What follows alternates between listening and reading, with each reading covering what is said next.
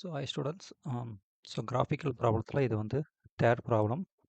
So இது பார்த்தீங்கன்னா நிறைய கன்ஸ்டன்ஸ் கொடுத்துருக்காங்க. ஸோ நம்ம நிறைய கோஆர்டினேட்ஸ் பாயிண்ட்ஸ் ஒரு ஈக்குவேஷனுக்கு ஒரு பாயிண்ட்ஸ் கண்டுபிடிச்சிட்டு பெருசாக ட்ரா பண்ணணும். ஸோ ஓகே, ப்ராப்ளத்தை பார்த்தலாம். So max Z. ஸோ கண்டிப்பாக ஃபைனல் வேல்யூ எது மேக்ஸிமம் அதை எடுக்க போகிறோம். ஸோ மேக்ஸ் இசட் இருக்கட்டும். ஸோ கன்ஸ்டன்ட் பார்த்துருங்க. ஸோ இதுவும் less than equal condition. So less than condition. So கொடுத்த 4 கன்ஸ்டன்ட்டுமே லெஸ் தான் ஆர் ஈக்குவல் தான். ஸோ அப்படிங்கிறப்ப நம்ம ட்ரா பண்ணுறப்ப கண்டிப்பாக அது வந்து கீழே ஆரிஜினை பார்த்த மாதிரி ட்ரா பண்ண போகிறோம். ஷேட் பண்ணுறது. ஸோ அதெல்லாமே கீழே தான் இருக்கும். So as usual. So x1 x2 are greater than equal to 0. So இதெல்லாமே நேச்சுரல் தான். ஸோ கிராஃபிக்கல் மெத்தடில். ஸோ கிவன் கன்ஸ்ட்ரெயின்ட் நம்ம அப்படியே ஈக்குவேஷனாக மாற்றிக்க போகிறோம். ஸோ ஃபஸ்ட் கன்ஸ்ட்ரெயின்ட் தான் equation 1. So second constraint equation 2 and 3 and 4. ஓகேவா? ஸோ கிவன் கன்ஸ்ட்ரெயின்ட் அப்படியே ஈக்குவல் டு போட்டு நம்ம ஈக்குவேஷனை மாற்றிக்கிறோம். ஸோ மாற்றிக்கிட்டு ஒரு கன்ஸ்ட்ரெயினுக்கும் நம்ம வந்து ஒரு கோஆர்டினேட்ஸ் பாயிண்ட்ஸ் ஒரு லைனுக்கும் ஒரு பாயிண்ட்ஸ் கண்டுபிடிக்கிறோம். அவ்வளோதான்.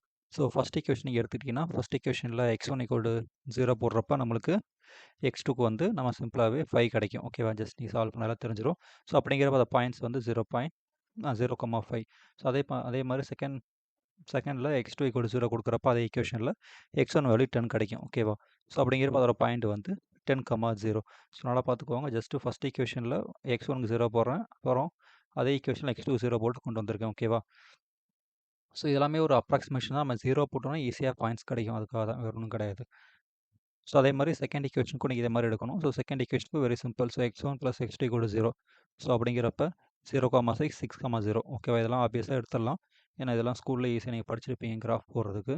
ஸோ அதே மாதிரி third equation. So third equation எடுக்கிறப்ப நீங்கள் நார்மலாக x1 0 போடுறப்ப x2 வேல்யூ -2. ஸோ கேர்ஃபுல்லாக பார்த்துக்கோங்க. ஸோ 0, -2. அதே மாதிரி ஸோ x2 எடுக்கிறப்ப x2 0 கொடுக்குறப்ப x1 வேல்யூ -2.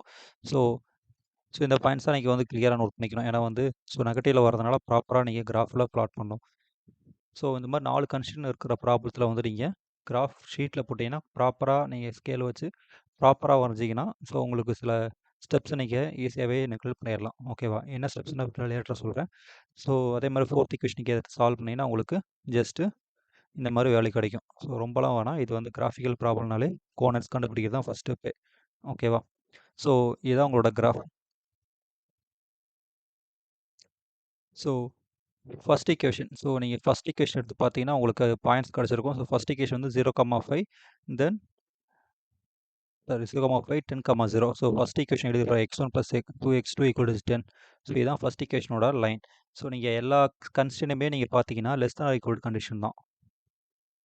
நீங்கள் ஸ்டார்டிங்லேயே பார்த்தீங்கன்னா ஸோ எல்லா ஈக்குவேஷனுமே லெஸ் தான். ஓகேவா? ஸோ அப்படிங்கிறப்ப எல்லா ஷேடனும் கீழே தான் ஷேட் பண்ண போகிறோம். நம்ம அது பொறுமையாக லேட்டராக கூட ஷேட் பண்ணிக்கலாம் கடைசியாக. நீங்கள் ஃபஸ்ட்டு எல்லாத்துக்குமே எல்லா ஈக்குவேஷனுக்குமே லைன் வரைஞ்சிருங்க. ஸோ நீங்கள் எல்லா ஈக்குவேஷனுக்குமே லைன் வரைஞ்சிங்கன்னா ஸோ ஃபஸ்ட்டு லைனுக்கான ஃபஸ்ட் ஈக்குவேஷனுக்கான லைன் வந்து இதுதான். ஓகேவா? ஸோ இந்த மாதிரி கரெக்டாக ஒரு லைன் வரும். அதே மாதிரி செகண்ட் ஈக்குவேஷன் 0,6 அண்ட் 6,0 அதுக்கான லைனை இப்படி வரைவீங்க.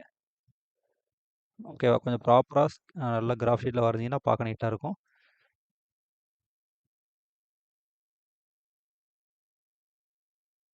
ஸோ அதே மாதிரி தேர்ட் ஈக்குவேஷனுக்கு வந்து நீங்கள் ட்ரா பண்ணுறப்போ உங்களுக்கு இந்த மாதிரி ஒரு லைன் வரும். ஸோ நீங்கள் கிராஃப் ஷீட்டில் வரைகிறது தான் கொஞ்சம் பார்க்க நீட்டாக இருக்கும். ஓகே. ஸோ நான் அதில் வரையலை. ஸோ வரைஞ்ச கோனில் போகுது. ஸோ அதே மாதிரி ஃபைனலாக இருக்கிற ஈக்குவேஷன் ட்ரா பண்ணிங்கன்னா இங்கேருந்து வரும். ஸோ என்ன பிரச்சனைனா உங்களுக்கு இப்போ ஷேடிங் பண்ணுறதான். ஸோ லாஸ்ட் ஈக்குவேஷன் எடுத்தீங்கன்னா கூட இங்கேருந்து ஆரம்பிச்சு இது வரை தான் இருக்கும். நீங்கள் என்ன பண்ணணும்னா இது ஃபுல்லாகவே எக்ஸ்டெண்ட் பண்ணணும். ஸோ கிராஃபிக்கல் ஷீட்டை பொறுத்த வரைக்கும் நம்ம ஃபுல்லாகவே ஃபஸ்ட் குவாட்ரேட்டில் மட்டும் தான் ஷேட் பண்ணணும். ஓகேவா? ஸோ இங்கே மட்டும் தான். ஸோ நெகட்டிவ் எங்கேயும் பண்ணக்கூடாது. இங்கெல்லாம் பண்ணவே கூடாது. ஜஸ்ட்டு இந்த 3 இதுலையுமே எங்கேயுமே நம்ம வந்து ஷேட் பண்ணக்கூடாது. ஷேட் பண்ண வேண்டியது எல்லாமே இங்கே மட்டும் தான். ஓகேவா? ஸோ இந்த இடத்துல மட்டும் தான் ஷேட் பண்ணணும். ஃபஸ்ட் குவாட்ரேட்டில் மட்டும் தான். ஸோ அதனால் வந்து உங்களுக்கு பாயிண்ட்ஸ் இங்கே கிடச்சாலும் நீங்கள் வந்து என்டையராகவே ஃபுல்லாகவே ஷேட் பண்ணி லென்த்தே இழுத்துட்டு போயிட்டு நீங்கள் ஃபஸ்ட் ரீஜனில் நீங்கள் ஷேட் பண்ணுற மாதிரி பார்த்துக்கோங்க. ஓகேவா? ஸோ தேர்ட் ஈக்குவேஷனும் இங்கேருந்து இவர் தான் வரும். நீங்கள் என்டையராக அந்த லைனை இழுத்து விட்டுட்டு நீங்கள் அதுக்குள்ளே தான் ஷேட் பண்ணணும். ஓகேவா? அது மாதிரி ஃபோர்த் ஈக்குவேஷன் பண்ணிங்கன்னா இங்கேருந்து இது வரை தான் வரும். பேலன்ஸ் ரீஜனை நீங்கள் வந்து ஃபுல்லாகவே இழுத்து விட்டிங்கன்னா உங்களுக்கு இது வரைக்கும் போகும். இதை நீங்கள் ப்ராப்பராக கிராஃப் ஷீட்டில் பண்ணிங்கன்னா உங்களுக்கு கரெக்டாக இன்டர்செக்ஷன் பாயிண்ட்டு இந்த பாயிண்ட் காமன் ரீஜன் நீங்கள் எல்லாம் கிடைக்கும். ஸோ இந்த ரீஜனை தான் நீங்கள் கண்டுபிடிக்கணும். ஸோ நீங்கள் ஆக்சுவலாக வந்து நீங்கள் எக்ஸாக்டாக கிராஃப் ஷீட்டில் போட்டிங்கன்னா இந்த ரீஜன் மட்டும் தான் உங்களுக்கு காமன் ரீஜன் கிடைக்கும். ஓகேவா? ஸோ கிராஃப் ஷீட் போடாமல் நீங்கள் மேனுவலாக போட்டிங்கன்னா கொஞ்சம் ஸ்கேல் மிஸ் ஆகாமல் கரெக்டாக போட்டால் கூட ஓகே. ஓகே. ஸோ இதில் இருக்கிற ஒருத்துக்குமே நீங்கள் பாயிண்ட்ஸ் ப்ளஸ் தெரிஞ்சுக்கணும். ஸோ இது நம்ம ஃபஸ்ட் ரீஜன் எடுக்கிறோம், உங்களுக்கு தெரியும் இதோட வேல்யூ வந்து 0,0 ஆர்ஜின். நெக்ஸ்ட்டு வந்து பார்த்தீங்கன்னா உங்களுக்கு பின்னு ஒரு வேல்யூ கிடைக்கிது எடுத்துக்கோமா, ஐ மீன் நேம் பண்ணியிருக்கோம். ஸோ அதுக்கு வந்து நம்மளுக்கு தெரியும் 1,0. ஸோ இது எல்லாமே ஆல்ரெடி எக்ஸிஸ்டிங் பாயிண்ட்ஸ் தான். ஆனால் சி தெரியாது, டி தெரியாது, இ தெரியாது. இதை நம்ம கண்டிப்பாக கண்டுபிடிச்சாகணும். So very simple. நீங்கள் வந்து இந்த சி, டி, கிராஃப் ஷீட்டில் போட்டிங்கன்னா உங்களுக்கு எக்ஸாக்டாக இங்கே பார்த்தீங்கன்னா உங்களுக்கு தெரியும். இங்கே 3 இருக்குது, இங்கே 1 இருக்குது. ஸோ அப்படிங்கிறப்ப இதோட வேல்யூ வந்து 3,1. இங்கே பார்த்தீங்கன்னா டியோட வேல்யூ 4 இருக்குது, இங்கே 2 இருக்குது. ஸோ நீங்கள் கிராஃப் ஷீட்டில் போடுறப்போ உங்களுக்கு நேட்டாகவே தெரிஞ்சிடும். ஈயோட பாயிண்ட்ஸ் பார்த்தீங்கன்னா இங்கே கேட்டால் வந்து 2 இருக்குது, இந்த பக்கம் 4 இருக்கும். ஓகேவா? ஸோ அப்படிங்கிறப்ப டேட்டாவே நீங்கள் கிராஃப் ஷீட்டில் போடுறப்ப எடுத்துடலாம். கிராஃப் ஷீட் இல்லாட்டி நீங்கள் எப்படி இதை சால்வ் பண்ணலான்னா, சிம்பிளாகவே இங்கே ஒரு பாயிண்ட் வந்து டச் ஆகுதா? ஸோ சின்னு எடுத்தீங்கன்னா உங்களுக்கு ஒரு லைன் கட் ஆகுதா? ஸோ சிங்கிறது இந்த லைனும் இந்த லைனும் கட் ஆகுதுல்ல? ஸோ அப்படிங்கிறப்ப சிக்கு வந்து 2 பாயிண்ட் வந்து கட் ஆகுது. அப்படிங்கிறப்ப அந்த 2 ஈக்குவேஷன் எடுத்து நீங்கள் சால்வ் பண்ணாலே போதும். அந்த இன்டர்செக்ஷன் பாயிண்ட்டை கண்டுபிடிச்சிடலாம். அதே மாதிரி டிக்குமே ஒரு லைன் வந்து கட் ஆகும் பாருங்கள். டிக்குமே இங்கே ஒரு லைன் போகுது, இந்த ஒரு லைன் போதா? அப்போ டிக்குமே 2 ஈக்குவேஷன் எந்தெந்த லைன் கட் ஆகுதோ, இன்டர்செக்ட் ஆகுதோ, அந்த இன்டர்செக்ட் ஆகிற லைனை நீங்கள் எடுத்துகிட்டு சால்வ் பண்ணிங்கன்னா டியோட வேலை கிடச்சிரும். அப்போ ஒரே இடத்துல வந்து 2-3 லைன் கட் ஆகலாம். ஸோ அப்படிங்கிறப்ப நீங்கள் ஏதாவது 2 எடுத்து சால்வ் பண்ணால் போதும். அது மாதிரி ஈக்குமே பார்த்தீங்கன்னா இந்த ஒரு லைனும் இந்த ஒரு லைன் கட் ஆகுது. அப்படிங்கிறப்ப அந்த லைனுக்கான 2 ஈக்குவேஷன்ஸ் எடுத்து சால்வ் பண்ணாலே உங்களுக்கு கிடச்சிரும். ஸோ அதுக்காக தான் இந்த பாயிண்ட்ஸ் ஸ்கிப் பண்ணலான்னு சொன்னேன். நீங்கள் கிராஃப் ஷீட்டில் போட்டிங்கன்னா இந்த பாயிண்ட்ஸ் தேவையில்லை, பார்க்குறப்பே தெரிஞ்சிடும்.